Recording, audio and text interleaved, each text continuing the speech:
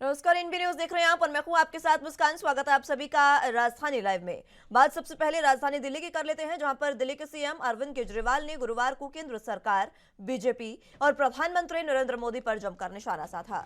उन्होंने जंतर मंतर पर मोदी हटाओ देश बचाओ कैंपेन लॉन्च किया। इस दौरान केजरीवाल ने पीएम मोदी पर जमकर निशाना साधा।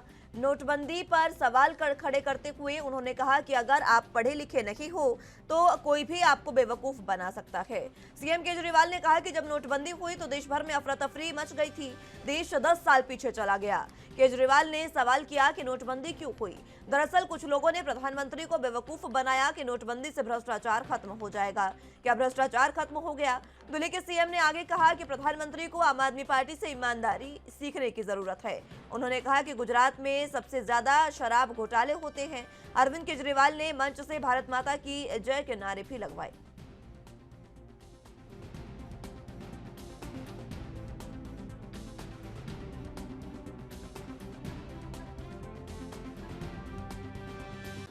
आज देश की सबसे बड़ी समस्या भ्रष्टाचार है। इतना भ्रष्टाचार हो गया, इतना भ्रष्टाचार हो गया। आज से 3-4 साल पहले लाल किले से खड़े होकर प्रधानमंत्री जी ने कहा था कि मैं भ्रष्टाचार के खिलाफ लड़ाई लड़ूंगा। जनता को बड़ा अच्छा लगा, जनता ने सुना, टीवी में देखा, प्रधानमंत्री जी कह रहे हैं मैं भ्रष्टाचार के खिलाफ लड़ाई लड़ूंगा। जनता को बड़ा अच्छा लगा। अगले ही दिन सोमवार को एक कांग्रेस का बड़ा नेता, उसके घर ईडी के छापे पड़े, उसके घर सीबीआई के छापे पड़े, खूब कैश मिला, खूब संपत्ति मिली, हिसाब बेहिसाब कैश मिला। मंगलवार को वो नेता जाके प्रधानमंत्री जी के चरणों में गिर गया, बोला प्रधानमंत्री जी मेरे को भाजपा ज्वाइन करनी है। बुधवार को उसने भाजपा ज्वाइन कर ली, बृहस्पतिवार को उसके सारे केस बंद कर दिए। तृणमूल कांग्रेस का एक बड़ा नेता, उसके घर ईडी के और सीबीआई के छापे पड़े, खूब कैश मिला, उसने बीजेपी ज्वाइन कर ली, उसके सारे केस बंद कर दिए। तो लोगों को लगने लगा यार ये प्रधानमंत्री तो झूठ बोल रहा है। कह रहे थे मैं भ्रष्टाचार के खिलाफ लड़ूंगा, ये कोई भ्रष्टाचार के खिलाफ लड़ रहे हैं। तो पूरे देश में एक राज्य के अंदर 8 एमएलए इन्होंने ईडी सीबीआई भेज के छापे मारे, उनको सारों को अपनी पार्टी में शामिल करा लिया। एक और राज्य के अंदर 20 एमएलए उन्होंने अपनी पार्टी में शामिल।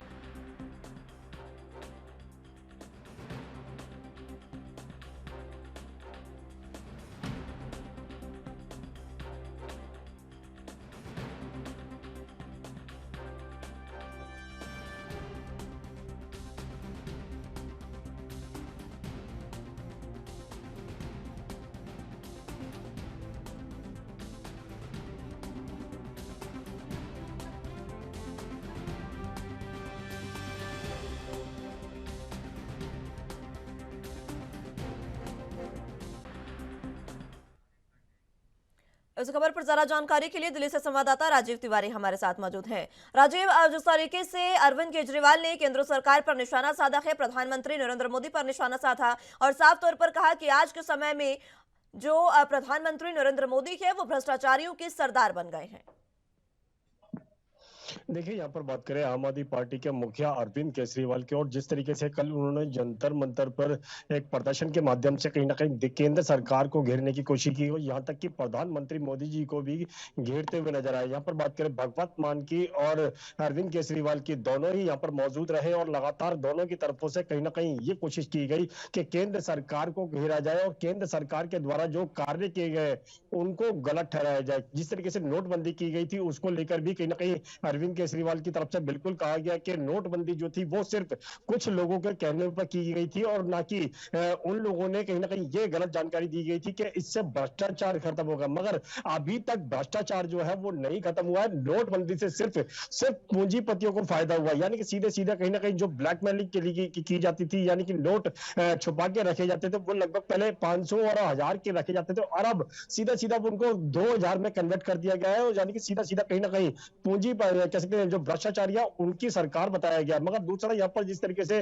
प्रधानमंत्री मोदी के लिए भी ये कहा गया कि मोदी हटाओ और देश बचाओ, यानी कि जिस तरीके से पोस्टर वार किए गए हैं और उसके खिलाफ जो लगभग 140 के करीब जो है वो एफआईआर की गई है। मगर यानी कि आम आदमी पार्टी जो है वो लगातार ये कह रही है कि अगर पोस्टर किसी के खिलाफ लगाए जाते तो उससे उसकी नाराजगी क्यों है, और जिस तरीके से पोस्टरों पर कहीं ना कहीं एफआईआर की गई है, आम आदमी पार्टी के नेताओं पर भी एफआईआर की गई है, तो उसको लेकर भी कहीं ना कहीं ये कहा गया कि अगर अरविंद केजरीवाल के खिलाफ पोस्टर लगते हैं तो कहीं ना कहीं वो नहीं चाहेंगे कि उनके खिलाफ एफआईआर की जाए। यानी कि सीधा सीधा कहीं ना कहीं केंद्र सरकार को भरपूर तरीके से घेरने की कोशिश की गई है और उनके द्वारा जो कार्य किए गए उनको भी गलत बताया गया। मगर यहाँ पर जिस तरीके से नोटबंदी की गई, पोस्टर वार किए गए और यहाँ तक कि पूरे देश के अंदर कहीं ना कहीं पेट्रोल डीजल के दाम बढ़े, महंगाई बढ़ी, और उसके लिए भी कहीं ना कहीं जिम्मेवार जो है वो केंद्र सरकार को ही घेरते हुए नजर आए। मगर अब देखना होगा केंद्र सरकार की तरफ से पलटवार कब होता है। मगर क्योंकि पहले ही कहीं ना कहीं पोस्टर वार के जवाब जो है वो भाजपा की तरफ से दिए जा चुके हैं अरविंद केजरीवाल के कार्यालय के बाहर, यानी कि आम आदमी पार्टी के कार्यालय के बाहर जो है वो अरविंद केजरीवाल के खिलाफ भी पोस्टर लगाए जा चुके हैं। मगर अब पोस्टर वार जो है वो बहुत ज्यादा बढ़ चुका है और उसके खिलाफ भी एफआईआर देखने को मिल रही है। जी, जिस तरीके से लगातार अरविंद केजरीवाल के खिलाफ भी पोस्टर लगाए जा रहे हैं, और इस बीच जब अरविंद केजरीवाल ने जंतर मंतर से ये मोदी हटाओ देश बचाओ का कैंपेन लॉन्च किया, इस दौरान किस तरीके से लोगों की प्रतिक्रिया रही? क्योंकि अरविंद केजरीवाल यहाँ पर कहते सुनाई दिए कि अगर आप मेरे खिलाफ अगर पोस्टर लगाने के तो आप खुले लगाइए, और पुलिसकर्मियों से भी आवेदन किया कि किसी को गिरफ्तार ना करें।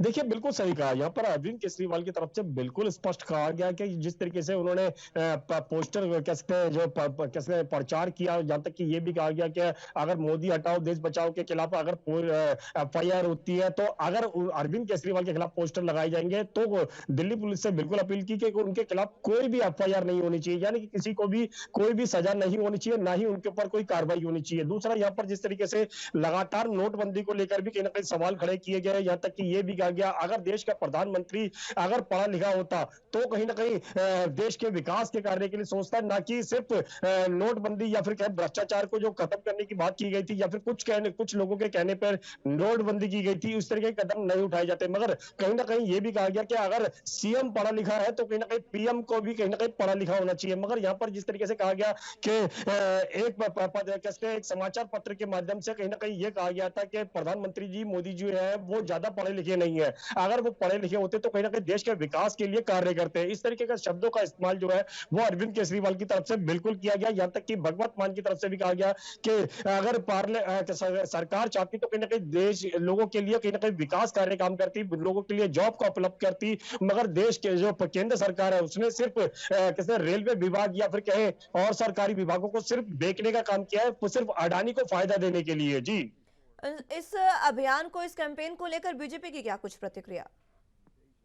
देखिए बीजेपी की तरफ से इस अभियान को गलत बताया जा रहा है। यहाँ तक कि जो मोदी के खिलाफ जो शब्दों का इस्तेमाल किया जा रहा है भाजपा की तरफ से लेकर उनको भी कहीं ना कहीं ये कहा जा रहा है कि इस तरीके का शब्दों का इस्तेमाल जो है प्रधानमंत्री के लिए नहीं होना चाहिए। दूसरा यहाँ पर जिस तरीके से अनपढ़ शब्द की बात की गई, कम पढ़े लिखे शब्दों की बात की गई, वही चीज आम आदमी पार्टी के कार्यकर्ताओं की तरफ से भी कहा गया कि ज्यादा पढ़े लिखे होते तो कहीं ना कहीं देश के विकास के लिए काम करते। मगर यहाँ पर लगातार कहीं ना कहीं भाजपा की तरफ से भी हमला किया जा रहा है कि प्रधानमंत्री के लिए इस तरीके के शब्दों का इस्तेमाल नहीं करना चाहिए था। दूसरा यहाँ पर जो पोस्टर वार किया गया वो कानूनी प्रक्रिया है कि अगर प्रधानमंत्री के खिलाफ पोस्टर लगाए जाते हैं तो उसमें कानूनी प्रक्रिया अपनाई जाती है। मगर यहाँ पर सीएम ने भी अपनी तरफ से स्पष्ट किया गया कि अगर उनके खिलाफ कोई पोस्टर लगाए जाते हैं तो वो कोई भी किसी के खिलाफ एफआईआर नहीं चाहेंगे। यानी कि कहीं ना कहीं आरोप प्रत्यारोप जो है वो बहुत ज्यादा बढ़ चुका है और जिसको लेकर जमीनी स्तर पर कहीं ना कहीं दोनों के बीच में जो लड़ाई है वो कहीं ना कहीं बढ़ती हुई नजर आ रही है। और इस प्रदर्शन को यानी कि जो अरविंद केजरीवाल के द्वारा या फिर आम आदमी पार्टी के द्वारा कल जंतर मंतर से किया गया, सीधा सीधा इसको कहीं ना कहीं 2024 से जोड़कर देखा जा रहा है। जी, ठीक है राजीव, बहुत शुक्रिया आपका हमारे साथ जुड़ने के लिए और तमाम अहम जानकारी हम तक पहुंचाने के लिए।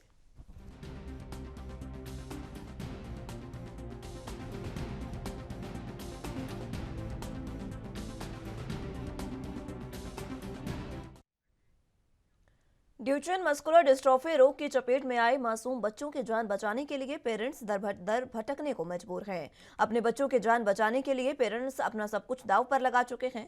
अब जो एक उम्मीद बची है वो केंद्र सरकार से है। मस्कुलर डिस्ट्रॉफी मुक्त भारत का सपना संजोए बैठे देश भर के पेरेंट्स बच्चों को इलाज मुहैया कराने की मांग को लेकर आज दिल्ली के जंतर मंतर पर इकट्ठा हो रहे हैं। हरियाणा स्टेट कोऑर्डिनेटर दिनेश कुमार ने यह बताया कि 24 मार्च को हरियाणा, पंजाब समेत देश के सभी राज्यों से पहुंचने वाले सैकड़ों पेरेंट्स जंतर मंतर पर धरना देंगे। यहां अपने अपने हाथों में स्लोगन की तख्तियां थामे मौन धारण से सरकार के जमीर को चेताएंगे। दिनेश ने बताया कि केंद्र सरकार सिर्फ उन्हें बच्चों का एम्स से उपचार करा रही है जिन्होंने कोर्ट केस जीता है।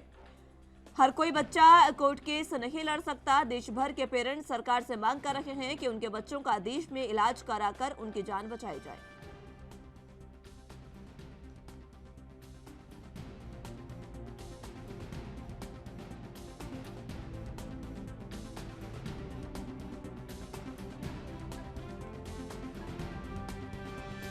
इस खबर पर ज्यादा जानकारी के लिए दिल्ली से संवाददाता शिवम पांडे हमारे साथ मौजूद हैं। शिवम, जिस तरीके से ड्यूचेन मस्कुलर डिस्ट्रॉफी रोग की चपेट में लगातार बच्चे आ रहे हैं, आखिर क्या ये रोग है, विस्तार से बताएं।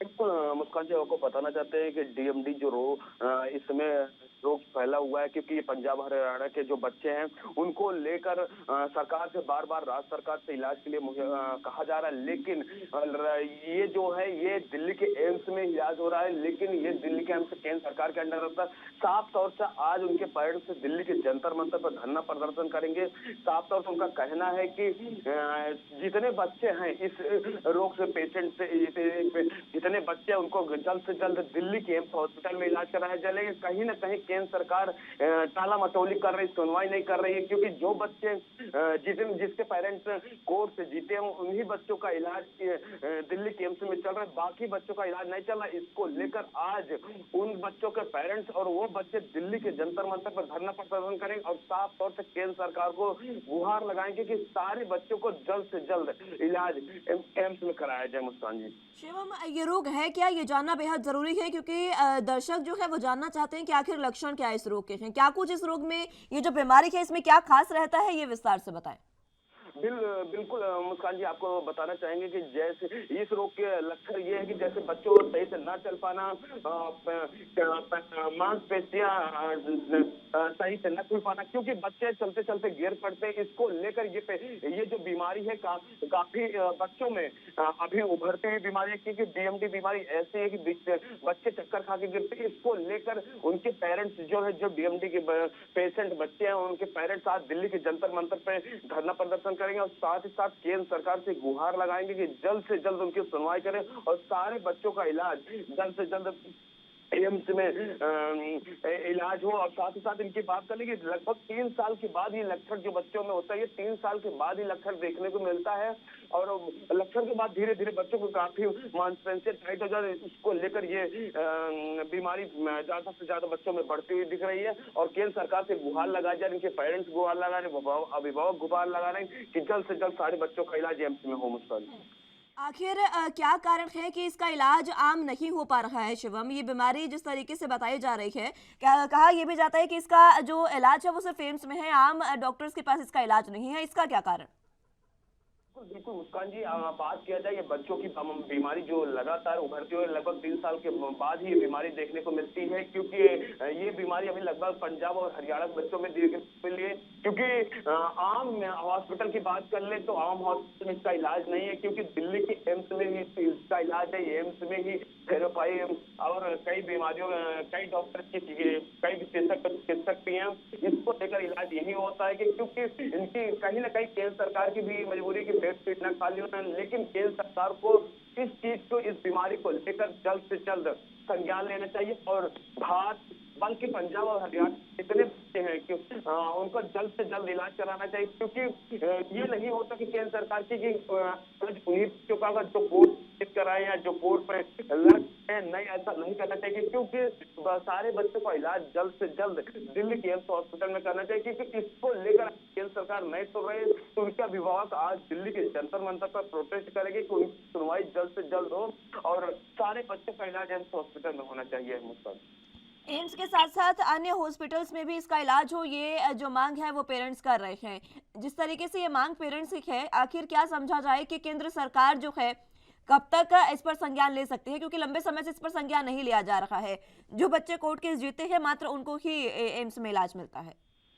बिल्कुल बिल्कुल आपने सही कहा कि पेरेंट्स की यही मांग है कि जल्द से जल्द जो बड़े और राज्य के हॉस्पिटल है, जो बड़े हॉस्पिटल है, उसमें भी इनका इलाज होना चाहिए, क्योंकि हर बच्चे, हर अभिभावक एम्स नहीं पहुंच सकते। लेकिन केंद्र सरकार से यही गुजारिश है, लोग यही गुजारिश कर रहे हैं कि जल्द से जल्द इसका इलाज और अस्पताल में हो, और जो बेड सीट एम्स के अंदर खाली, जो बच्चे अभी इलाज नहीं करवा पा रहे उनको एम्स में मुहैया करवाया जाए, उनको शिफ्ट कराया जाए। क्योंकि कहीं ना कहीं ये देखा जाए मुस्कान जी की जो बच्चे होते हैं वो कहे राज्य का हो या किसी को, बच्चे तो बच्चे होते हैं। ऐसा नहीं है, केंद्र सरकार को ऐसा नहीं करना है जो बच्चे कोर्ट से जीत के आए उन्हीं का इलाज करवाया जाए, ऐसा कुछ नहीं। लेकिन उनके अभिभावक आज केंद्र सरकार को और स्वास्थ्य सचिव को विज्ञापन देंगे कि इस पे जल्द से जल्द सुनवाई किया जाए, और सुनवाई के बाद सारे बच्चे जो भी इस पेशेंट है, जितने बच्चे हैं, उनको जल्द से जल्द एम्स हॉस्पिटल में एडमिट कराया जाए। मुस्कान जी, शिवम, जिस तरीके से आज पेरेंट्स मौन धारण करके प्रदर्शन करने जा रहे हैं, कब तक ये प्रदर्शन शुरू होगा और किस तरीके से ये पेरेंट्स जो है वो प्रदर्शन के लिए एकत्र होंगे यहाँ पर?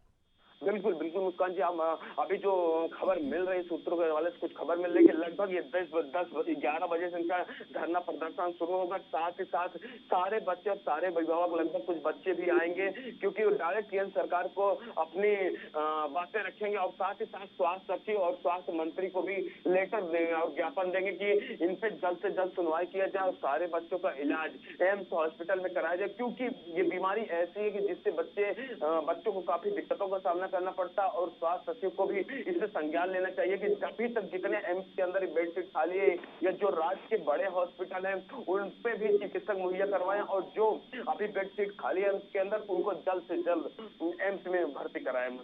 शिवम, ये जो बीमारी है इसको लेकर चिकित्सकों का क्या कुछ कहना है? किस तरीके के ये जो लक्षण बताए जा रहे हैं बीमारी के, इस पर किस तरीके से इलाज हो सकता है, इस पर चिकित्सक क्या कह रहे हैं?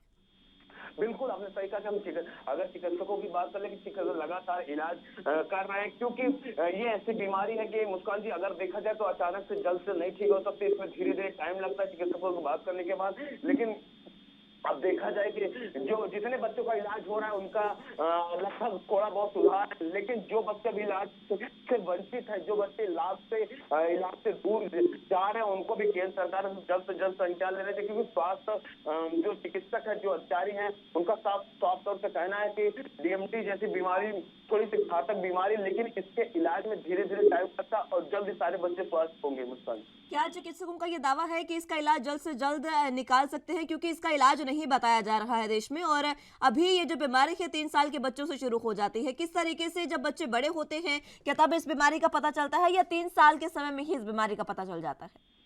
बिल्कुल आपने सही कहा कि अगर बात किया जाए कि ये जो डीएमटी बीमारी है, ये 3 साल के बाद ही पता चल पाता है बच्चों के अंदर कि ये बीमारी हो देखने को मिल रही है। क्योंकि फिर पेरेंट्स जो होते हैं, अभिभावक जो होते हैं, परेशान होने लगते हैं। लेकिन कहीं ना कहीं देखा जाए तो अभी इलाज इसका जो है कुछ दवाओं से रोकथाम की जा रही है, लेकिन रिसर्च लगातार जारी है कि इसका ठीक तरीके से जो दवा है वो मुहैया नहीं हो पा रहे। लेकिन दिल्ली के एम्स में इसका रिसर्च लगातार जारी है। अब देखा जाए जो बच्चे, हम वही कहना चाहेंगे कि जो बच्चे अभी इसका लाभ नहीं उठा पा रहे उनको एम्स में जल्द से जल्द इसका लाभ उठाए, क्योंकि अभिभावक आज इनका दिल्ली के जंतर मंतर पर प्रदर्शन करेंगे। साफ तौर से इनका कहना है कि सारे बच्चों को, ऐसा नहीं कि केंद्र सरकार ये करेगी तो कोर्ट जीत के, जो हाई कोर्ट जीत के उनको शिवम, चिकित्सक इसको लेकर रिसर्च कर रहे हैं, चिकित्सकों का दावा क्या है? क्या इसकी कोई बीमारी का इलाज हो सकता है? क्या संभव है इसका इलाज?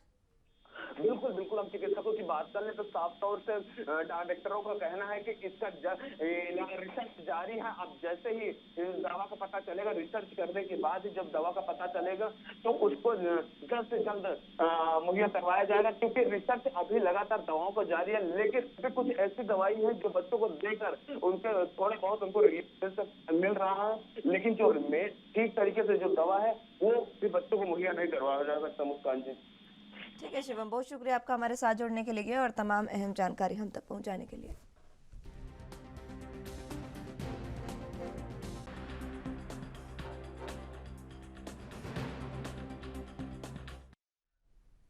देश का पहला अर्बन ट्रांसपोर्ट रोपवे वाराणसी में बनेगा। शुक्रवार यानी आज वाराणसी पहुंच रहे हैं प्रधानमंत्री नरेंद्र मोदी और उसका शिलान्यास करेंगे। वाराणसी स्टेशन से गौदौलिया तक 3.8 किलोमीटर लंबा ये रोपवे सड़क से 50 मीटर ऊपर चलेगा। 2 साल में बनकर तैयार होने वाले इस प्रोजेक्ट की लागत 644 करोड़ रुपए है। आमतौर पर आपने हिल स्टेशन में रोपवे देखे होंगे, लेकिन ये पहला रोपवे होगा जिसे अर्बन ट्रांसपोर्ट के लिए इस्तेमाल किया जाएगा। वाराणसी के 5 घंटे के दौरे पर पीएम मोदी 18 अरब के 28 प्रोजेक्ट का शिलान्यास और लोकार्पण करेंगे। इनमें Sigra stadium, LPG bottling plant, Bhagwanpur में 55 एमएलडी का सीवरेज ट्रीटमेंट प्लांट शामिल है। प्रधानमंत्री नरेंद्र मोदी सर्किट हाउस के नए भवन में लंच भी करेंगे। वाराणसी के डीएम राजलिंगम के मुताबिक नवरात्रि के व्रतों को देखते हुए पीएम के लंच में फलाहार का इंतजाम किया गया है। इसमें कुट्टू की खीर, पंचमेवे का हलवा, मखाने का सत्तू, खिचड़ी, फल, दूध और नींबू शामिल है।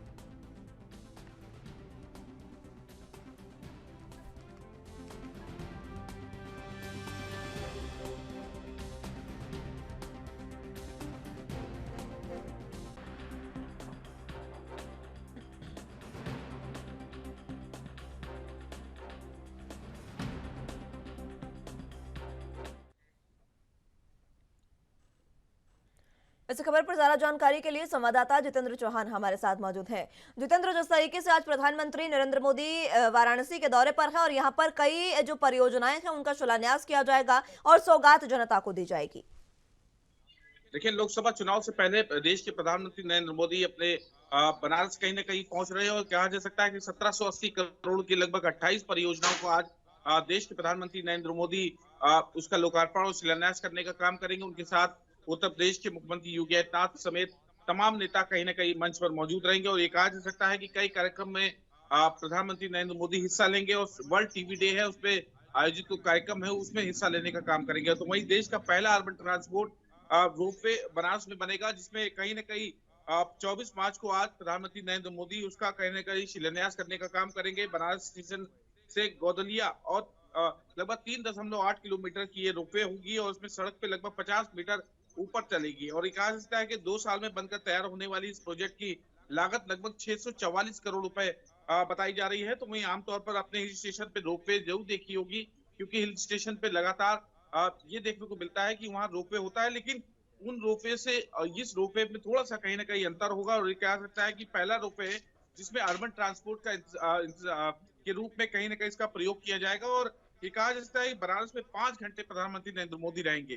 तो वहीं लगभग 18 अरब के 28 प्रोजेक्ट ऐसे हैं जिसको प्रधानमंत्री नरेंद्र मोदी आज का लोकार्पण और शिलान्यास करने का काम करेंगे, जिसमें Sigra stadium, LPG bottling plant, सारी भवनापुर 55 एमएलडी का सीवरेज ट्रीटमेंट प्लांट, वहीं प्रधानमंत्री सर्किट हाउस के नए भवन में कहीं ना कहीं रुकने का कार्यक्रम रखा गया, वहां लंच भी रखा गया है। और ये कहा जाता है कि बनारस के डीएम रामलिंगम ने साफ तौर पर कहा कि नवरात्रि का मौका चल रहा है, तो इस बार प्रधानमंत्री नरेंद्र मोदी के लंच में विशेष तरह की कहीं ना कहीं जो व्यंजन है वो कहीं ना कहीं रखा जाएगा, जिसमें बात की जाए तो कुट्टू के आटे की खीर होगी, पंचमेवे का हलवा होगा, मखाने का सत्तू होगा। इस तरह का जो चीजें नवरात्र को देखते हुए ये रखी गई है। प्रधानमंत्री नरेंद्र मोदी लोकसभा चुनाव 2024 से पहले बनारस की जनता को बड़ा कहीं ना कहीं तोहफा देने जा रहे हैं।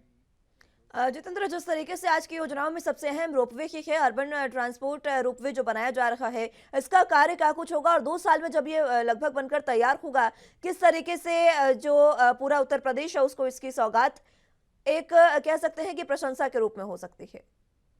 देखिए, प्रशंसा के रूप में हो सकता है क्योंकि रोपवे सबसे अलग है, लगभग 644 करोड़ की लागत से बनेगा और 2 साल का समय है और इसको ट्रांसपोर्ट के रूप में भी कहीं ना कहीं यूज किया जाएगा और जमीन पे 50 मीटर ऊपर कहीं ना कहीं रोपवे चलेगी। और ये कहा जा सकता है कि बनारस की जनता के लिए ये कहा जा सकता है कि रोजगार के तौर पर और दूसरा कहीं ना कहीं टूरिज्म के तौर पर भी इसको देखा जा सकता है और आम जनता कहीं ना कहीं चाहती कि जहां भी उसका काम हो, जहां भी उनके क्षेत्र का या कह सकते हैं शहर का विकास हो, वो बड़े उच्च से रहे। लेकिन प्रधानमंत्री नरेंद्र मोदी काशी विश्वनाथ ये कहा सकते हैं बनारस में भगवान शिव की नगरी में कहीं ना कहीं एक बड़ा तोहफा देने जा रहे हैं और ये कहा जा सकता है कि भगवान शिव की नगरी में कॉरिडोर बनाने का काम किया, तो बनारस कहीं ना कहीं सरकार की प्राथमिकता भी दिखता है और ये कहा जा सकता है कि भगवान शिव की नगरी को चमकाने का कहीं कहीं देश के प्रधानमंत्री नरेंद्र मोदी, उत्तर प्रदेश के मुख्यमंत्री योगी आदित्यनाथ लगातार प्रयास कर रहे हैं और आज मंच पर उत्तर प्रदेश के मुख्यमंत्री योगी आदित्यनाथ भी मौजूद रहेंगे और ये कहा जा सकता है कि उत्तर प्रदेश में 6 साल पूरे कल हो जाएंगे और सरकार के 1 साल पूरा हो जाएगा। पूरे कार्यकाल की बात करें 6 साल उत्तर प्रदेश सरकार का पूरा हो जाएगा। कल उनके दूसरे कार्यकाल का यानी 2.0 की योगी सरकार का 1 साल पूरा हो जाएगा और कल तमाम कार्यक्रम भी रखे हैं। लेकिन ये कहा जा सकता है कि उत्तर प्रदेश की जनता को उपलब्धि के तौर पर, सरकार की उपलब्धि के तौर पर ये जरूर देखा जाएगा। ठीक है जितेंद्र, बहुत शुक्रिया आपका हमारे साथ जुड़ने के लिए और तमाम अहम जानकारी हम तक पहुंचाने के लिए।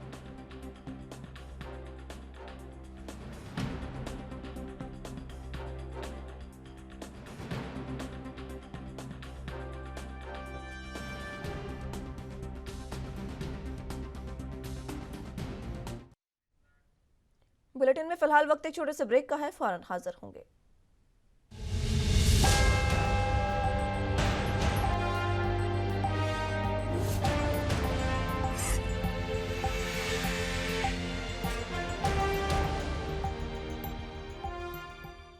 ब्रेक के बाद एक बार फिर से स्वागत है आप सभी का। तो अगली अहम खबरों की ओर रुख करते हैं। मुख्यमंत्री भगवंत मान की तरफ से राज्य में अमन कानून को बिगाड़ने की कोशिश करने वालों के खिलाफ चल रहे अभियान के दौरान किसी भी बेकसूर व्यक्ति को तंग परेशान न करने की स्पष्ट हिदायतों के मद्देनजर पंजाब पुलिस की तरफ से गिरफ्तार किए गए 177 व्यक्तियों को रिहा किया जा सकता है, जिनकी थोड़ी बहुत भी भूमिका थी या धार्मिक भावनाओं में बहकर अमृतपाल सिंह की तरफ खींच गए थे। Inspector general of police headquarter Sukhchand Singh Gill ने गुरुवार को प्रेस कॉन्फ्रेंस को संबोधित करते हुए ये बताया कि राज्य में अमन शांति को भंग करने के दोष अधीन कुल 207 व्यक्तियों को गिरफ्तार किया गया है, जिनमें से 30 कथित आपराधिक गतिविधियों में दोषी पाए गए हैं, जबकि बाकी बचे सुरक्षा एहतियात के तौर पर गिरफ्तारी अधीन हैं। उन्होंने ये भी भरोसा दिलाया कि अमृत चखने और नशा छुड़ाने में शामिल लोगों को बिल्कुल भी परेशान नहीं किया जाएगा। उन्होंने कहा कि पुलिस टीमें गिरफ्तार किए गए सभी व्यक्तियों को बारीकी से जांच कर रही है और जल्द ही उनको पुलिस हिरासत से रिहा कर दिया जाएगा।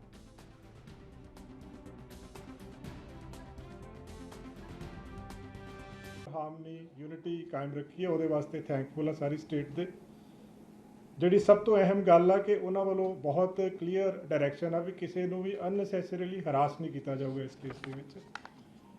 ਪੁਲਿਸ ਕਿਸੇ ਵੀ ਇਨੋਸੈਂਟ ਬੰਦੇ ਨੂੰ ਇਸ ਕੇਸ ਦੇ ਵਿੱਚ ਬੁੱਕ ਨਹੀਂ ਕਰੇਗੀ। ਇਹ ਨਹੀਂ ਕਿ ਸਿਰਫ ਜਿਹੜੇ ਕੋਈ ਫਾਲੋਅਰ ਸੀਗੇ ਜਾਂ ਕੋਈ ਜਨਰਲੀ ਫੋਲੋ ਕਰਦੇ ਸੀ ਉਹਨਾਂ ਨੂੰ ਕਿਸੇ ਤਰ੍ਹਾਂ ਨਾਲ ਹਰਾਸ ਨਹੀਂ ਕੀਤਾ ਜਾਊਗਾ। ਸਿਰਫ ਉਹੀ ਲੋਕ ਜਿਹੜੇ ਇਸ ਕੇਸ ਦੇ ਵਿੱਚ ਡੀਪਲੀ ਇਨਵੋਲਵਡ ਸੀਗੇ, ਸਿਰਫ ਉਹਨਾਂ ਦੇ ਖਿਲਾਫ ਕਾਰਵਾਈ ਕੀਤੀ ਜਾਊਗੀ। ਇਹਦੇ ਵਿੱਚ ਪ੍ਰੋਪਰ ਡਿਫਰੈਂਸ਼ੀਏਟ ਕੀਤਾ ਜਾਏਗਾ ਕਿ ਕਿਹੜੇ ਬੰਦੇ ਇਨੋਸੈਂਟ ਆ, ਕਿਹੜੇ ਬੰਦੇ ਜਿਹੜੇ ਨੇ ਹਾਰਡਕੋਰ ਆ ਇਹਦੇ ਵਿੱਚ, ਔਰ ਜਿਨ੍ਹਾਂ ਦੀ ਕੋਈ ਛੋਟੀ ਮੋਟੀ ਕਈ ਵਾਰੀ, ਕਿਉਂਕਿ ਯੂਥ ਸਾਡਾ ਬਹੁਤ ਇਨੋਸੈਂਟ ਆ, ਕਈ ਵਾਰੀ ਕਈ ਗਲਤ ਅਨਸਰ ਜਿਹੜੇ ਆਪਣੇ ਪਿੱਛੇ ਲਾ ਲੈਂਦੇ ਆ, ਪਰ ਜਿਹੜੇ ਵੀ ਇਨੋਸੈਂਟ ਬੱਚੇ ਆ ਉਹਨਾਂ ਨੂੰ ਵਾਰਨਿੰਗ ਦੇ ਕੇ ਹੀ ਛੱਡਿਆ ਜਾਏਗਾ ਇਹਦੇ ਵਿੱਚ। ਜਿਸ ਤਰ੍ਹਾਂ ਕਿ ਤੁਸੀਂ ਦੇਖਿਆ ਹੈ ਪੁਲਿਸ ਨੇ ਹੁਣ ਤੱਕ ਉਹਨਾਂ ਦੀ ਮਦਰ, ਉਹਨਾਂ ਦੀ ਵਾਈਫ ਨਾਲ ਵੀ ਉਹਦੀ ਨਾਲ ਗੱਲਬਾਤ ਕੀਤੀ ਆ, ਪਰ ਉਹਨਾਂ ਨੂੰ ਕਿਸੇ ਤਰ੍ਹਾਂ ਦਾ ਹਰਾਸ ਨਹੀਂ ਕੀਤਾ ਗਿਆ। ਸਾਡੇ ਲੇਡੀ ਆਫੀਸਰਸ ਨੇ ਜਾ ਕੇ ਗੱਲ ਕੀਤੀ ਉੱਥੇ। ਹੁਣ ਤੱਕ ਜਿਹੜੇ 207 ਬੰਦੇ ਅਸੀਂ ਅਲੱਗ-ਅਲੱਗ ਜਗ੍ਹਾ ਦੇ ਉੱਤੇ ਇਸ ਕੇਸ ਦੇ ਵਿੱਚ, ਇਸ ਐਪੀਸੋਡ ਦੇ ਵਿੱਚ ਡਿਟੇਨ ਕੀਤੇ ਆ ਇਸ ਐਕਸ਼ਨ ਦੇ ਵਿੱਚ। ਉਹਨਾਂ ਵਿੱਚੋਂ 30 ਲੋਕ ਐਸੇ ਆ, 30 ਬੰਦੇ ਐਸੇ ਆ ਜਿਹੜੇ ਕ੍ਰਿਮੀਨਲ ਕੇਸਿਸ ਦੇ ਵਿੱਚ ਜਿਨ੍ਹਾਂ ਦੀ ਗ੍ਰਿਫਤਾਰੀ ਪਾਈ ਜਾਏਗੀ। ਬਾਕੀ 177 ਜਿਹੜੇ ਇਹ 'ਚ ਡਿਟੇਨ ਕੀਤੇ ਆ ਉਹਨਾਂ ਦੇ ਖਿਲਾਫ ਪ੍ਰੀਵੈਂਟਿਵ ਐਕਸ਼ਨ ਲਿਆ ਗਿਆ ਹੈ ਕਿ ਸਟੇਟ ਦੇ ਵਿੱਚ ਪੀਸ ਨੂੰ ਮੇਨਟੇਨ ਕਰਨ ਵਾਸਤੇ ਟੈਂਪਰੇਰੀ ਤੌਰ ਤੇ ਐਕਸ਼ਨ ਲਿਆ ਗਿਆ ਹੈ, ਔਰ ਉਹ 177 ਨੂੰ ਅਸੀਂ ਵੈਰੀਫਾਈ ਕਰਕੇ ਜਲਦੀ ਅਸੀਂ ਰਿਲੀਜ਼ ਕਰਾਂਗੇ। ਉਹਨਾਂ ਨੂੰ ਲੰਬਾ ਟਾਈਮ ਲਈ ਅੰਦਰ ਨਹੀਂ ਰੱਖਿਆ ਜਾਊਗਾ। ਉਹਨਾਂ ਨੂੰ ਜਿਹੜੇ 30 ਜਾਣੇ ਜਿਹੜੇ ਹਾਰਡਕੋਰ ਕ੍ਰਿਮੀਨਲ ਕੇਸਿਸ ਦੇ ਵਿੱਚ ਇਨਵੋਲਵ ਨੇ ਉਹਨਾਂ ਦੀ ਹੀ ਗ੍ਰਿਫਤਾਰੀ ਪਏਗੀ ਕੇਸਿਸ ਦੇ ਵਿੱਚ। ਬਾਕੀ 177 ਜਿਹੜੇ ਆ ਉਹਨਾਂ ਦੇ ਖਿਲਾਫ ਪ੍ਰੀਵੈਂਟਿਵ ਐਕਸ਼ਨ ਜਿਸ ਤਰ੍ਹਾਂ ਮੈਂ ਦੱਸਿਆ ਉਹ ਲਿਆ ਗਿਆ ਹੈ, ਔਰ ਉਹਨਾਂ ਨੂੰ ਲੰਬਾ ਟਾਈਮ ਲਈ ਨਹੀਂ ਰੱਖਿਆ ਜਾਏਗਾ।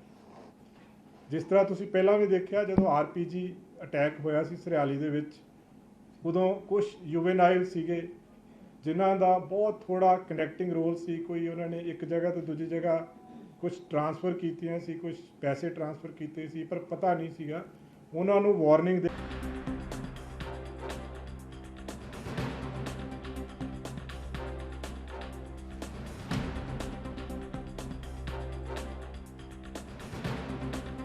ऐसी खबर पर ज्यादा जानकारी के लिए चंडीगढ़ से संवाददाता संदीप सिंह हमारे साथ मौजूद हैं। संदीप, जिस तरीके से IGP ने यह साफ कर दिया है कि जो निर्दोष होंगे उन पर किसी भी तरीके की कार्रवाई नहीं की जाएगी क्योंकि भगवंत मान ने ये निर्देश दिए हैं। देखा जाए तो कल की माने तो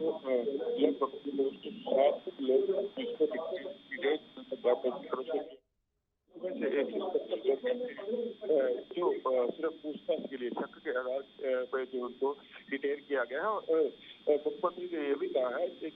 जो लोग जो है अपनी जगह या अमृतसर के संपर्क में जो नशा छोड़ने के लिए आए थे, तो कहीं ना कहीं उनको जो है ना तंग किया गया। हालांकि जो फिलहाल जो है वो करके छोड़ जो 30 लोग जो बचे हैं उनको स्क्रीनिंग छोड़ के उसे गिरफ्तार किया है। क्या हालांकि पहले जो लोग पेश थे इसके चलते उनको जो है बुलाया गया। तो कहीं ना कहीं जो बड़ी बात कल की मुख्यमंत्री भगवंत मान जो रहता है जो अमृतसर जो है धार्मिक आस्था के लिए गया तो परेशान किया लगातार जो है अभी भी तलाश जो है जारी कर दी सीसीटीवी भी सामने आ रही है। और देखते हैं कि आज जो है 7 दिन होने के बाद सभी ठीक है संदीप, बहुत शुक्रिया आपका हमारे साथ जुड़ने के लिए और तमाम अहम जानकारी हम तक पहुंचाने के लिए।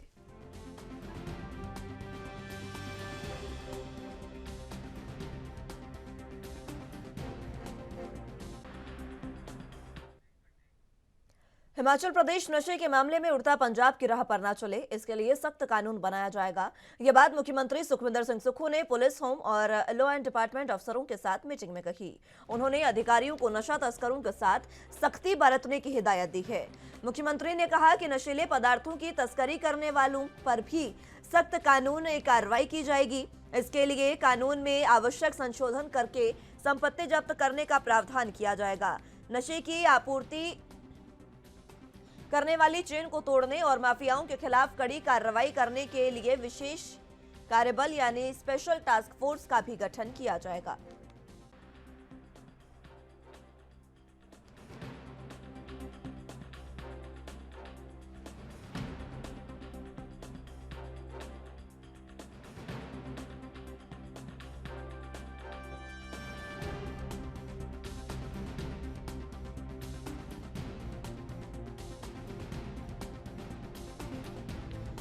इस खबर पर ज्यादा जानकारी के लिए हिमाचल प्रदेश से ब्यूरो चीफ टीना ठाकुर हमारे साथ मौजूद हैं। टीना जी, जिस तरीके से युवाओं को नशे से दूर रखने के लिए सुक्खू सरकार लगातार प्रयास कर रही है, अब ये कहा जा रहा है सीएम सुक्खू द्वारा कि जल्द ही इस पर माफियाओं पर कार्रवाई की जाएगी और स्पेशल टास्क फोर्स भी बनाई जाएगी। जी बिल्कुल, जो हिमाचल में समस्या है नशे के लिए पिछले कल जो है पुलिस, होम और लॉ डिपार्टमेंट की जो वरिष्ठ अधिकारी उनके साथ एक बैठक की और बताया कि जो नशीले पदार्थों के तस्करों के जो विरुद्ध जो सख्त कार्रवाई करने के लिए जो कानून है, अभी फिलहाल जो कानून है हिमाचल में, इसमें आवश्यक संशोधन किया जाएगा और इस कानून के तहत अब दोषियों की जो संपत्ति है उसको जब्त करने का प्रावधान किया जाएगा। और इसके अलावा जो है विशेष टास्क फोर्स SIT का गठन किया जाएगा जो ड्रग माफिया पर अंकुश लगाएगी। और इसके अलावा जो नशे की जो बुराई है, नशीले पदार्थों के कारोबार पर निगरानी रखने के लिए prevention of illicit trafficking, narcotic drugs and psychotropic substances act के अंतर्गत एक सलाहकार बोर्ड का गठन भी इसमें किया जाएगा। और इसमें जो नशे के आदी लोग हैं उनकी मदद करने और समाज की जो मुख्यधारा में उनको वापस लाने के लिए एक आधुनिक नशा मुक्ति केंद्र और पुनर्वास केंद्र भी यहाँ पे स्थापित किया जाएगा, जहाँ पे जो है ऐसे लोगों को जिम्मेदार नागरिक बनाया जाएगा। जी, जिस तरीके से नशे माफियाओं नशे से दूर रखने की कोशिश युवाओं को कर रही है जो सुक्खू सरकार है, किस तरीके के प्रावधान जो है वो किए जाएंगे? क्योंकि ये कहा गया है कि जो संशोधन है कानून में वो भी किया जाएगा और संपत्ति जब्त करने का प्रावधान लाया जाएगा। जी बिल्कुल, अभी तक वैसे इसमें है संपत्ति जब्त करने का प्रावधान, लेकिन उसे सख्ती से अमल में नहीं ले जा रहा, उसको संशोधित किया जाएगा। और अब जब व्यक्ति कोई नशे के कारोबार में रस्म पाया जाता है, उसको पकड़ा जाता है, तो तुरंत जो है सबसे पहली जो कार्रवाई उसकी संपत्ति जो है वो जब्त कर दी जाएगी। और उसके अलावा जो ये SIT है उसका गठन भी यहाँ पे किया जाएगा, जो स्पेशली जो नशे के खिलाफ, जो नशे के खिलाफ काम कर रहे लोग हैं, जो माफिया है, उनके खिलाफ कार्रवाई करेगी। और इसके अलावा जो एडवाइजरी बोर्ड है उसका भी यहाँ पे गठन करने की बात उन्होंने कही है। और उसके अलावा जो मॉडर्न नशा मुक्ति केंद्र है, जैसे आधुनिक नशा मुक्ति केंद्र में आपको बता दूं, वो स्थापित करेगी सरकार, क्योंकि यहाँ पे जो सीमावर्ती क्षेत्र है, बॉर्डर एरियाज है यहाँ के, वहाँ पे ये समस्या बहुत ज्यादा है। इसको लेके जो मुख्यमंत्री वो गंभीर है और उन्होंने इसको लेकर जो है वो कल की जो हाथ की मीटिंग है वो की है। पुलिस और तो अन्य अधिकारियों को निर्देश दिए गए हैं कि जो नशे में स्थित जो लोग हैं उनको किसी भी हाल बख्शा न जाए, छोटे से छोटा जो व्यक्ति है या बड़े से बड़ा माफिया है, उनको उनके खिलाफ जो तुरंत है वो कार्रवाई की जाए और उसमें किसी तरह का संरक्षण, चाहे वो राजनीतिक है, चाहे किसी तरह बड़े लोगों का जो संरक्षण है, उसको किसी तरह का जो इस तरह की जो बातें हैं उनको नजरअंदाज करके किसी दबाव में आए पुलिस वाले, वो नशे में संलिप्त व्यक्ति है उसके खिलाफ सख्त से सख्त जो कार्रवाई है वो अमल में लाए। जी ठीक है टीना जी, बहुत शुक्रिया आपका हमारे साथ जुड़ने के लिए और तमाम अहम जानकारी हम तक पहुंचाने के लिए।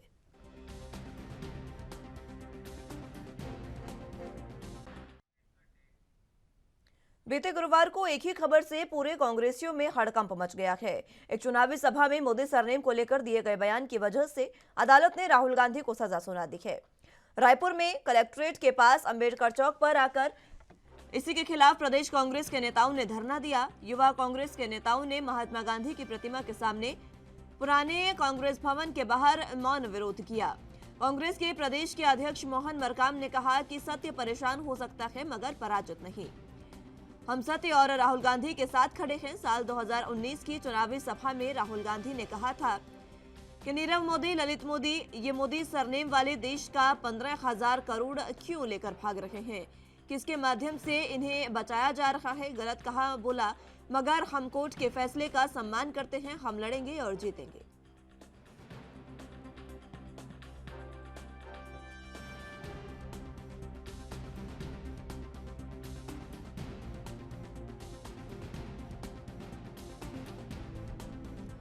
इस खबर पर ज्यादा जानकारी के लिए रायपुर से संवाददाता जयदास माणिकपुरी हमारे साथ मौजूद हैं। जयदास, राहुल गांधी को 2 साल की सजा हुई, हालांकि तुरंत बेल मिल गई, लेकिन कांग्रेसियों में गुस्सा फूटा और धरना प्रदर्शन शुरू कर दिया। देखिए, अभी जो केंद्र की राजनीति में जो अभी हलचल मची हुई है, इसका सबसे बड़ा रीजन ये है कि अभी जो कल राहुल गांधी के ऊपर जो उनको सजा सुनाई गई 2 साल की सजा मिल गई, हालांकि उनको जमानत मिल गई। इस पर जो है सियासी जो पारा है वो चढ़ता नजर आ रहा है। छत्तीसगढ़ में भी काफी इस पारे में इजाफा हुआ है। अगर देखा जाए, कांग्रेस जो है पूरे आंदोलन की हुई है कल, और कई जगह जो है धरना प्रदर्शन किया गया है बीजेपी के खिलाफ कि जिस तरीके से वो विपक्ष के नेताओं की आवाज को दबाने की कोशिश कर रहे हैं, इसके समक्ष और आने वाले समय में भी कांग्रेस है वो बड़ी आंदोलन करेगी। सूत्रों से मिली जानकारी के अनुसार आने वाले सोमवार को जो है कांग्रेस पूरे देश भर में प्रदर्शन करेगी इसके खिलाफ और तमाम जो नेता है वो जुटेंगे। तो अगर कहा जाए तो जिस तरीके से अभी कार्रवाई हुई है, इस पर जो है कांग्रेस काफी गुस्से में है, रोष में है। और वही कल जो छत्तीसगढ़ की राजधानी रायपुर है, वहाँ जो है दोपहर के वक्त युवक कांग्रेस के नेता भी राहुल गांधी के मानहानि में दोषी पाए जाने के विरोध में प्रदर्शन करते दिखे। ये सभी युवक कांग्रेस के प्रदेश अध्यक्ष आकाश शर्मा के नेतृत्व में गांधी मैदान महात्मा गांधी की प्रतिमा के पास पहुंचे और मौन विरोध जताया। इनके हाथों में भगत सिंह के साथ राहुल गांधी की दिखती तस्वीरें थी। सावरकर के साथ भी राहुल गांधी को दिखाया गया और वहीं उन्होंने यह भी कहा कि जो बीजेपी कांग्रेस के प्रदेश अध्यक्ष मोहन मरकाम, उन्होंने भी कहा कि सत्य है वो कभी हार नहीं सकती, सत्य की जीत जरूर होगी। इस तरीके की जो बातें हैं वो कही गई और साथ में कांग्रेस के जो स्टैंड है वो कहा है कि यह विपक्ष की आवाज से दबाने की कोशिश की जा रही है। अब आगे किस तरीके से, क्योंकि यहाँ पर साफ कहा गया मोहन मरकाम द्वारा कि हम लड़ेंगे और जीतेंगे भी, किस तरीके की लड़ाई यहाँ पर लड़ने की बात कही गई है? क्योंकि सूरत कोर्ट ने जिस तरीके की सजा राहुल गांधी को सुनाई है, इसके बाद आगे राहुल गांधी की ये कहा जा रहा है कि 2024 में चुनाव न लड़ने की नौबत भी आ सकती है। जी, ये देखने वाली बात होगी कि उनके जो कानूनी सलाहकार है उस तरीके से इसकी पैरवी करते हैं और आने वाले समय में सुनिश्चित हो जाएगा कि क्या राहुल गांधी जो है वो चुनाव लड़ते या क्या जो है अभी जमानत मिली हुई उसके बाद जो है कोर्ट जो है किस तरीके से जो है वो सुनाती है। वो माननीय कोर्ट का जो मामला है वो कोर्ट के ऊपर डिपेंड करता है। वही लेकिन अगर छत्तीसगढ़ की बात की जाए तो छत्तीसगढ़ में जो है इससे संबंधित जो है राजनीति वो तेज हो गई है। बीजेपी कांग्रेस एक दूसरे पे आरोप प्रत्यारोप लगा रहे हैं। कल मोहन मरकाम भी बोले कि सत्य परेशान हो सकता है लेकिन पराजित नहीं। इस दौरान यह भी कहा कि राहुल गांधी के साथ जो है पूरी छत्तीसगढ़ की कांग्रेस पार्टी वो खड़ी हुई है। राहुल गांधी ने 2019 की चुनावी सभा में कहा था कि नीरव मोदी, ललित मोदी, ये मोदी सरनेम वाले देश का जो पैसा 15,000 करोड़ लेकर भाग रहे हैं, तो इस पर जो है काफी बखेड़ा जो है यहाँ छत्तीसगढ़ में भी खड़ा हो रहा है कांग्रेस और बीजेपी के समक्ष। और इसी तरह जो है कांग्रेस ने बीजेपी पर हमला भी बोला है कि आज जो है सदन पे जो है बीजेपी के जो सरकार है वो लोकसभा में, राज्यसभा में विपक्ष के नेताओं की आवाज नहीं सुन रही, उनकी आवाज दबाई जा रही है। साथ ही पूरे देश में जितने भी विपक्षी नेता उनकी आवाज दबाई जा रही है। तो ये एक तरह से उन्होंने तानाशाह करार दिया है इसको, और आगे यह राजनीति और कितने आगे बढ़ेगी यह देखने वाली बात होगी। लेकिन जो बड़ा आंदोलन है वो यह जानकारी मिली कि 15 आने वाले सोमवार को कांग्रेस जो पूरे देश भर में प्रदर्शन करेगी। जी, क्या आज भी कांग्रेसियों का प्रदर्शन जारी रहने वाला है? कल कब तक ये प्रदर्शन चला, ये बताएं। जी, कल जो है शाम तक की जो है प्रदर्शन चला, तमाम जगहों पर प्रदर्शन चला। और अभी जो छत्तीसगढ़ में विधानसभा की सत्र भी चल रही है, तो छत्तीसगढ़ की विधानसभा सत्र आज अंतिम दिन है। इस अंतिम दिन में जो है विधानसभा के सत्र के बाद जो है मुख्यमंत्री भी ने स्टेटमेंट दिया कि जिस तरीके से राहुल गांधी के ऊपर करवाई जा रही है, पुराने जो मामले है उसको उठाकर जो उस पर FIR कराई जा रही है, तो कहीं ना कहीं ये द्वेष फोड़ने की राजनीति, इस तरीके से राजनीति नहीं होनी चाहिए। अगर विपक्ष की आवाज को अगर इस तरीके से दबाया जाएगा तो फिर जनता की आवाज को उठाएगी। तो इस तरीके से जो बातें हैं वो मुख्यमंत्री ने भी कही। और आज जो है इस तरीके से कोई स्टैंड नहीं आया, लेकिन छत्तीसगढ़ में राजनीति है वो चाहे बीजेपी की बात करे या कांग्रेस की बात करे, दोनों एक दूसरे पर हावी है। और अभी जो राहुल के मुद्दे पर गर्मा गर्मी का माहौल है यहाँ छत्तीसगढ़ में, और आने वाले समय में देखा जाएगा कि कांग्रेस जो है इसको किस तरीके से और लेती है और किस तरीके से आंदोलन करती, किस तरीके से बीजेपी के खिलाफ करती है मैदान की। ठीक है, बहुत शुक्रिया आपका हमारे साथ जुड़ने के लिए और तमाम अहम जानकारी हम तक पहुंचाने के लिए।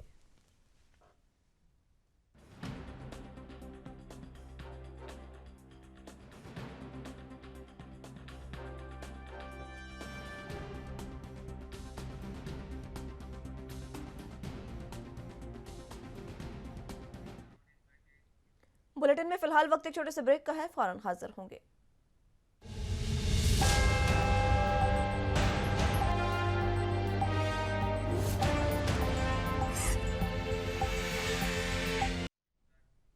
ब्रेक के बाद एक बार फिर से स्वागत है आप सभी का। तो अगली अहम खबरों की ओर रुख करते हैं। महाराष्ट्र नवनिर्माण सेना प्रमुख राज ठाकरे ने मुख्यमंत्री एकनाथ शिंदे को नसीहत दी है कि वह उन जगहों पर रैली न करें जहां उद्धव ठाकरे करते हैं। दादर के शिवाजी पार्क में मनसे की रैली को संबोधित करते हुए राज ठाकरे ने सीएम शिंदे को यह नसीहत दी थी। मुंबई में मनसे प्रमुख राज ठाकरे ने कहा कि मैं सीएम एकनाथ शिंदे से कहना चाहता हूं कि आपको सीट मिल गई है, अब आपको महाराष्ट्र के लिए काम करना चाहिए। जहां उद्धव ठाकरे रैलियां करते हैं वहां रैलियां ना करें। राज्य में कई अहम मुद्दे हैं, किसानों के मुद्दे, रोजगार के मुद्दे और भी बहुत कुछ। आप सिर्फ रैलियों की बात क्यों कर रहे हैं? राज ठाकरे ने यह भी कहा कि सीएम एकनाथ शिंदे आप लाउडस्पीकर पर कार्रवाई करें, आपको निर्णय लेना चाहिए। मैं आपसे इस पर फिर मिलूंगा, आपको इस मुद्दे पर जल्द से जल्द कार्रवाई करनी चाहिए।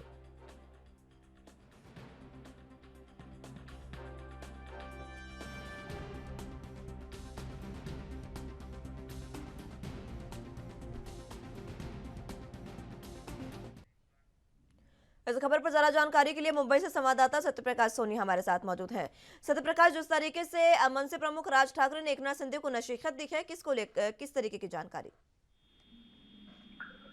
बिल्कुल मुस्कान जी, महाराष्ट्र में सियासी हलचल अब तेज हो गई है। खासकर गुड़ी पाड़वा के दिन पारंपरिक जो है सभा मनसे ने किया। इस सभा के दौरान मनसे प्रमुख राज ठाकरे ने महाराष्ट्र के मुख्यमंत्री एकनाथ शिंदे को नसीहत दी है, और नसीहत इसलिए दी है कि जिस तरह से महाराष्ट्र में शिवसेना और उद्धव गुट की शिवसेना के बीच तू महना हो रहा है, उसको लेकर उन्होंने आगाह किया है कि एकनाथ शिंदे जी आप उन जगहों पर सभा न करें जहां पर उद्धव ठाकरे करते हैं, क्योंकि आप कंपटीटिव जो है सभा कर रहा है और यह कंपटीशन ठीक नहीं है।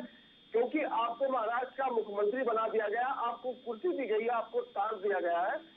ऐसे में महाराष्ट्र की भलाई के लिए आप जो काम है वो कीजिए, न कि उद्धव ठाकरे के पीछे जाकर अपनी ताकत दिखाने या अपनी ताकत आजमाने की कोशिश करें। खास बात उन्होंने यह भी कहा कि महाराष्ट्र में कई मुद्दे हैं जो एकनाथ शिंदे को ध्यान देना चाहिए, लेकिन एकनाथ शिंदे सरकार इस पर ध्यान नहीं दे रही है।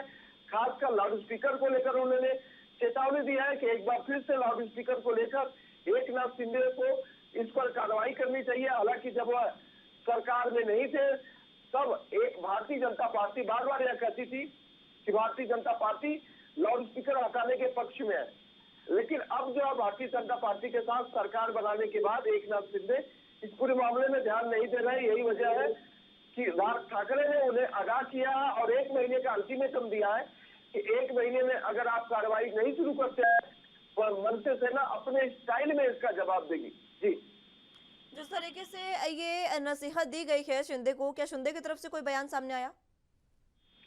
देखिए, बयान तो सामने नहीं आया, लेकिन मुस्कान जी, कार्रवाई तुरंत हो गई, क्योंकि जिस तरह से राज ठाकरे ने मुंबई में एक अवैध दरगाह को लेकर एक वीडियो जारी किया था। उस वीडियो में दिखाया गया था कि किस तरह से यहाँ पर अवैध तरीके से समुद्र के किनारे एक अवैध दरगाह बनाई गई है, जिस पर सरकार की नजर नहीं है, पुलिस की नजर नहीं है। ऐसे में अगर 1 महीने के अंदर इस दरगाह को हटाया नहीं गया तो मनसे प्रमुख अपना खुद जो है वहाँ एक गणपति मंदिर बनाएंगे, जिसकी जिम्मेदार होगी महाराष्ट्र की एकनाथ शिंदे सरकार। जैसे उन्होंने देर रात 10:30 बजे के आसपास के करीब भाषण दिया और सुबह जो है एकनाथ शिंदे की सेना जो है उस दरगाह के पास पहुंची है। मुंबई पुलिस की हाई जो है वोल्टेज ड्रामा के साथ उसे तुरंत हटा दिया गया। यानी कि पूरे दिन यह ड्रामा कल देखने को मिला, जिससे जो अवैध तरीके से दरगाह बनाई गई उसको हटाया गया। इसके अलावा महाराष्ट्र में कई ऐसे और जिले हैं जहां इस तरीके से अवैध तरीके से दरगाह बनाई गई थी, वहां भी जो है त्वरित कार्रवाई होगी। यानी कि राज ठाकरे का भाषण कहीं कहीं एकनाथ शिंदे की नींद उड़ाने के लिए काफी रहा। जी, ठीक है सत्य प्रकाश, बहुत शुक्रिया आपका हमारे साथ जुड़ने के लिए और तमाम अहम जानकारी हम तक पहुंचाने के लिए।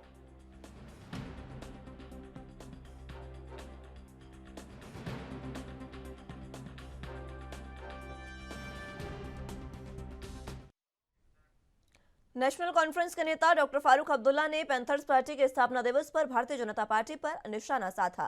इस दौरान उन्होंने कहा कि भगवान राम सिर्फ हिंदुओं का भगवान नहीं है, भगवान राम हर एक व्यक्ति के भगवान है, चाहे वे हिंदू हो, मुस्लिम हो, सिख हो या किसी और समुदाय का व्यक्ति हो।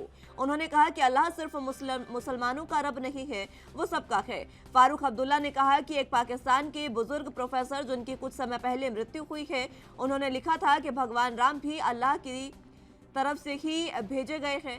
लोगों को सही रास्ता दिखाने के लिए उन्होंने भारतीय जनता पार्टी को आड़े हाथों लेते हुए कहा कि बीजेपी कहती है कि हम ही राम के पुजारी हैं, वे बेवकूफ हैं, ये राम को बेचना चाहते हैं।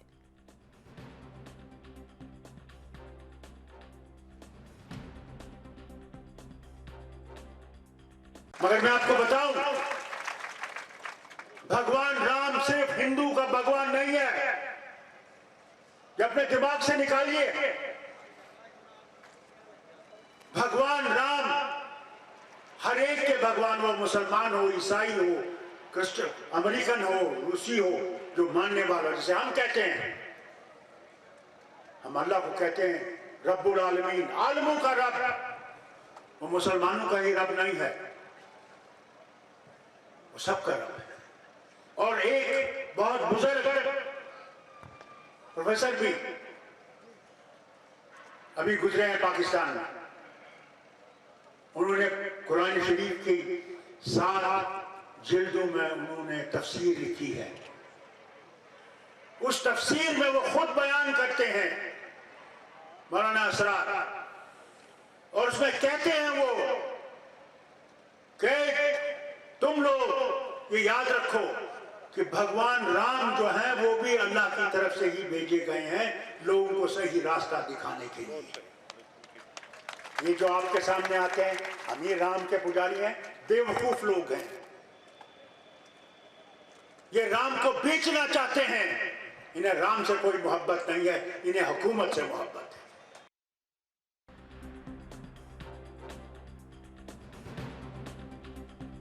इस खबर पर ज्यादा जानकारी के लिए जम्मू कश्मीर से संवाददाता रविंद्र श्रीवास्तव हमारे साथ मौजूद है। रविंद्र, जिस तरीके से 2024 के लोकसभा चुनाव और जम्मू कश्मीर में भी अभी विधानसभा चुनाव होने के, ऐसे में सभी पार्टियां अपनी सत्ता को लेकर आगे आ रही हैं और इस बार जो मुद्दा उठा है वो धर्म के नाम पर। बिल्कुल, देखिए कहीं ना कहीं डॉक्टर फारूक अब्दुल्ला को भी लग रहा है कि चुनाव जो है वो आने वाले हैं और इससे पहले वो अपनी राजनीति जो है वो चमका रहे हैं, धर्म को बीच में ला रहे हैं। अब डॉक्टर फारूक अब्दुल्ला को राम याद आ रहे हैं। हालांकि कहा जाए तो जम्मू कश्मीर में जिस प्रकार से धारा 370 हटी है, उसके बाद से लगातार भाजपा जो है, चाहे केंद्र में हो या जम्मू कश्मीर में हो, लगातार विपक्षी पार्टियों के निशाने पर हैं।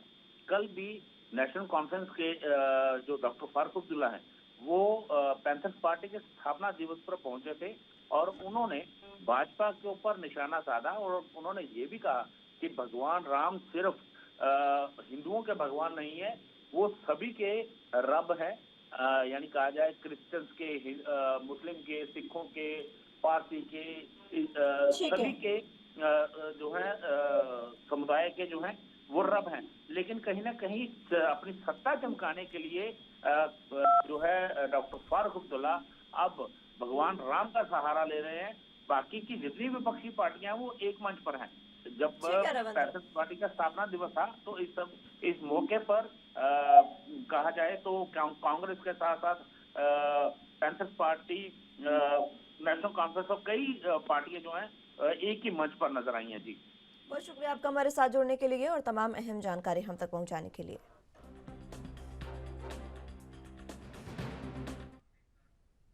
फिलहाल के लिए राजधानी लाइव में मेरे साथ बस इतना ही। तमाम अहम खबरों के लिए आप देखते रहिए ANB न्यूज। नमस्कार।